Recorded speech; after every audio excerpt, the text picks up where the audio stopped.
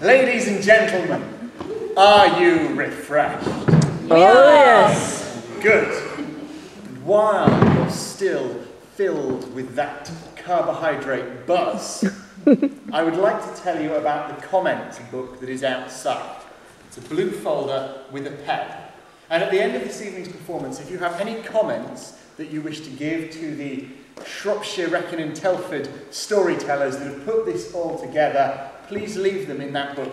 And if you leave your address, then the theatre and the tellers will ensure that they keep you informed of any future performances, so you can all come again. Now, would you please welcome back to this stage Wem's very own short stories and tall tales telling the ugly wife, Jo and Jen.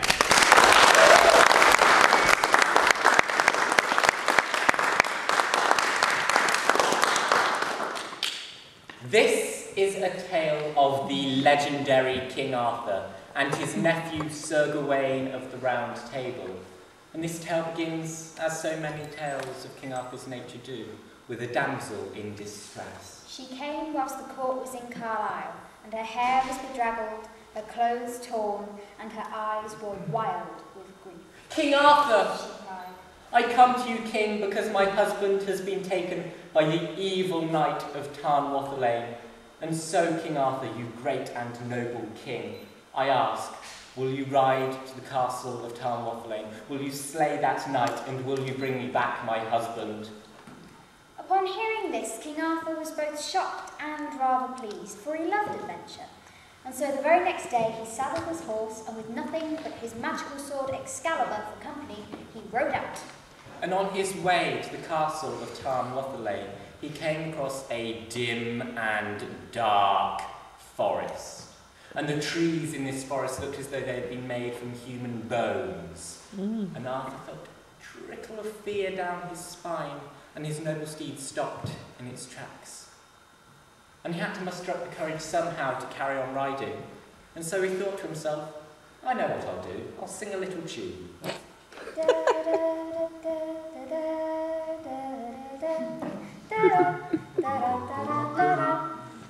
And miraculously, it seemed to work as he continued riding out of the forest.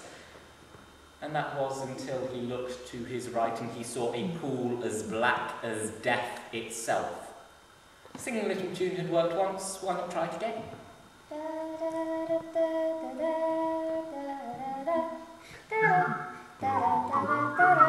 And 2 out of 2, he continued riding and riding and riding until he looked up and he saw the most colossal castle he had seen in his life, and striding out from the open drawbridge was a knight dressed purely in black armour. And the sight of the knight of Tarnwathelaine striding out with his sword already unsheathed sent for the first time in Arthur's life a wave of fear which consumed him, and he fell to the ground.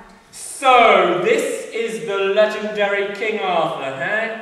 Tell me, King, why I shouldn't just lop off your head whilst you grovel before me. You are the devil! I am no devil. I am Soma Groma Jor, or you may call me the Black Knight. And I am the loyal servant of Morgana Le Fay, your sworn enemy. But see, my lady is here with me. And with a deal of effort, King Arthur raised his head and saw to the left of the Black Knight was in fact the woman who had sent him on this quest in the first place. Morgana had disguised herself by magic, and King Arthur was enraged that he had been tricked so easily. No, it would be all too easy to kill you now. You like an adventure, don't you? I shall set you a quest.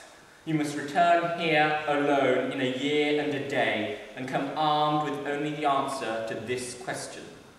What is it that women desire most in the world? Give me the correct answer and, well, I shall save your pitiful life. Give me the incorrect answer and you shall make a lovely tree in my forest. And with that, the knight and the lady strode back into the castle, leaving King Arthur grovelling on the floor. And when Arthur returned to his course and told his nephew, Sir Gawain, what had happened, Gawain insisted. It must have been black magic, my lord. That is what caused your fear. By your leave, I shall ride out and... And with a raise of his hand, Arthur stopped Gawain's speech, and the two of them sat down and spoke that evening about what they planned to do. And they decided that both would search the land for women to ask the question. And so they set out the next day, searching far and wide and stopping every single woman. Oh, pardon me, young lady. No. What's the question? Got nothing better to do, go on. What is it that women desire most in the world? I think they desire fine jewels and clothes. Thank you very much. Oh, pardon me, madam. Hello. What is it that women desire most in the world? Ooh. Ooh.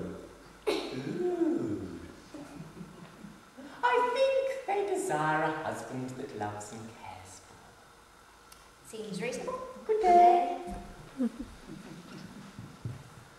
Pardon me, old crow. Could you tell me what it is that women desire most in the world? Certainly, handsome. You'll do nicely. Well, all they really want is a nice pot of strawberry jam. Yummy. I see. Thank you very much. Good day. Ring me. And so time passed, and days turned into weeks, weeks turned into months, and months turned into almost a year, and it had come to the time when Arthur and Gawain were due to part. And just as they were about to go their separate ways, they spotted one more woman who was dressed in exquisite clothes, and so Arthur decided to approach her. Pardon me, madam. I need the answer to the question you're going to ask, and I shall tell you on one condition and one condition only. And what condition is that, madam? That boy over there. Yes, over there. I really do apologise. My eyesight has gone so downhill with age. Madam, would it not help if you had your eyes open? Open? Life? And where was I? The answer to the question, madam. Yes, I shall tell you on one condition and one condition only. Now, which boy was it I pointed at? That one there, madam. That one. Yes, I shall tell you if he marries me. With that, Gawain turned pale, but he knew that he had a duty not only to his uncle, but also to the king, and so he agreed. Glad that's sorted. The answer you're looking for is this. And so, with the question answered, King Arthur rode straight back to the castle of Tarnwathelane. And this time his heart was not filled with fear, but with pure confidence. So you actually decided to return. Well, that's one thing I didn't expect you to do. Come on, let's make this quick. I need a new tree. What is the answer you have for me? The answer to the question is this. What women desire most in the world is to have their will and to rule over men. And upon hearing this answer, the Black Knight collapsed, for it was the answer he was indeed looking for. And he explained to King Arthur that Morgana le Fay had set a curse upon him, and he was only freed by the correct answer. And he did not wish to harm the brave and noble king. And he asked if he could ride the courts of Carlisle with him, to which Arthur did agree. And on their way back to court, they talked of nothing but the wedding which was to come. And whilst the wedding was nothing spectacular, it at least wasn't anything abnormal, but the same could really not be said for the after-wedding feast.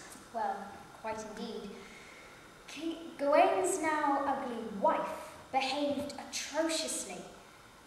Almost the same amount of food that went into her mouth went down the front of her dress. And she was very rude because she forgot everyone's names and would sidle up to King Arthur and say, "You alright, all, eh?" But of course this is a time of chivalry, and everyone was far too polite to mention it. And the politest of them all was of course Sir Gawain. But that night, when they were alone in their bedchamber, Gawain sat on his bed, he clutched at his hair, and he began to cry. What's up, sugar plum? Madam, I cannot conceal my thoughts from you. You force me to be your husband, and in truth I would rather not. Well, why not, Gawain, dearest? Frankly, madam, you are old, you are ugly, and evidently of low birth. Well, to be frank, Gawain, so what if I am old? With age comes wisdom, and that is never a bad thing. The fact that I am ugly, at least you'll have no competition for me. And Gawain, are you so arrogant that you have to be born into nobility? Surely your character does that for you. And though he did not wish it, Gawain saw she had a point. Madam, will you forgive me? I have not behaved as a knight of the Round Table should. I apologise for the things I have said. Well, at least say it to my face, Gawain. And even as she spoke, he noticed a change in her. And as he turned, he saw her nose was perfectly formed, her skin unblemished, and her 3 chins had gone. Let me explain, Gawain. My brother is Soma Gromajor, or you may know him as the Black Knight. And, well, we were both cursed by Morgana le Fay, and I gave you the correct answer to free my brother, as any sister would do. But I could only be freed by nobility, seeing sense, and in your apology you freed me, and now seen as I truly am. And whilst we are married, the choice of whether that marriage continues is, well, truly yours. How could I refuse such an offer? And the next day, when the pair went down for breakfast, the whole of the hall turned and looked rather bemused at the evening's events. I mean, most of them had begun to worry about what the children may look like, and now Gawain's previously ugly wife was the prettiest woman in the room. And, of course, everyone was happy, and so Arthur arranged another feast. And though no one ever told it when either of them was in the room, the knights of the Round Table and their pages would often gather round a crackling fire to hear once again the strange tale of the ugly wife